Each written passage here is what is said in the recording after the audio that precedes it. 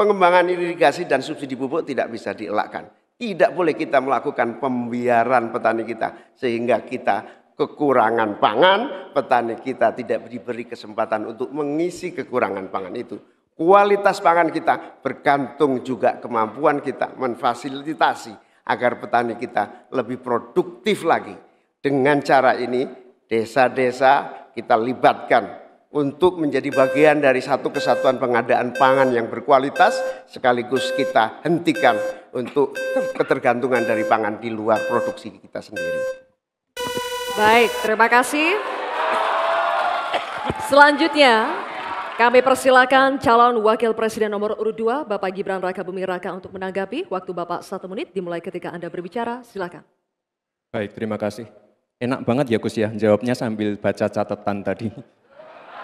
Kuncinya di sini adalah ekstensifikasi dan intensifikasi lahan.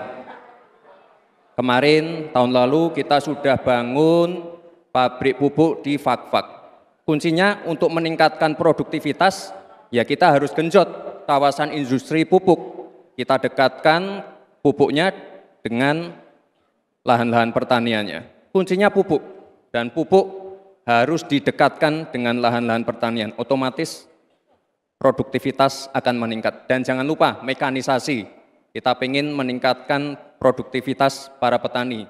Pakai RMU, pakai combine harvester, dan juga kita melibatkan generasi muda melalui smart farming. Pakai IoT untuk melihat pH tanah, keasaman tanah, kesuburan tanah, dan juga penggunaan drone untuk penyemprotan pestisida.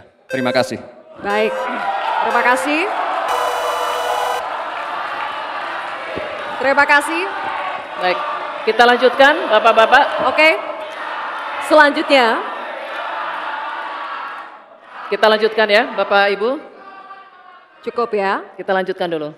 Selanjutnya giliran calon wakil presiden nomor urut 3 Bapak Mahfud MD untuk menanggapi juga. Waktunya 1 menit Bapak, dimulai ketika Anda berbicara, silakan. Ya, kan masalahnya itu salah satu yang sering kita dengar, lahan berkurang, petani berkurang.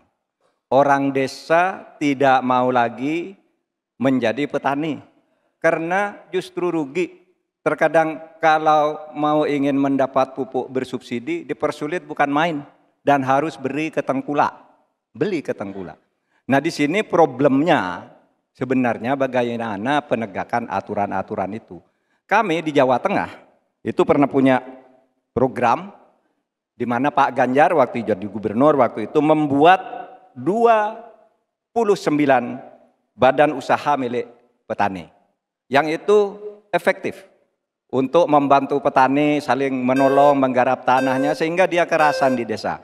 Yang saya tanyakan, kebijakan hukum apa yang akan dilakukan untuk mengatasi masalah ini? Terima kasih. Baik, terima kasih Pak Mahfud MD. Cukup. Kita teruskan lagi ya. Kita lanjutkan dulu ya. Kita teruskan lagi debatnya. Cukup. Selanjutnya kita kembali ke calon wakil presiden nomor urut 1 Bapak Muhaimin Iskandar. Kami persilakan untuk merespons tanggapan dari calon wakil presiden nomor urut 2 dan 3 yang telah dikemukakan. Waktu Bapak 1 menit dimulai ketika Anda berbicara. Silakan. Terima kasih Pak Gibran. Yang Anda sampaikan hanya mengulang apa yang saya sampaikan. Saya ingin memperdalam lagi bahwa petani kita ini potensinya besar sekali. Jumlah petani kita masih sangat besar. Potensi tanah kita subur masih banyak lagi. Di sisi yang lain, kita juga memiliki apa yang disebut kebutuhan pangan kita. Juga pasar yang luar biasa. Nah, dalam konteks ini, antara suplai kita punya potensi. Antara permintaan kita juga punya sangat kuat. Oleh karena itu, pemerintah tidak boleh diam. Turun tangan, jangan terlalu normatif mengatasi keadaan. Untuk Pak Mahfud. Saya ingin menyampaikan bahwa seluruh perangkat undang-undang yang menyangkut perlindungan petani dan produksi kita sebetulnya lengkap. Tinggal implementasi saja dari seluruh proses hukum yang kita miliki. Kemauan politik, kesungguhan, tidak mengabaikan petani yang penting. Terima kasih.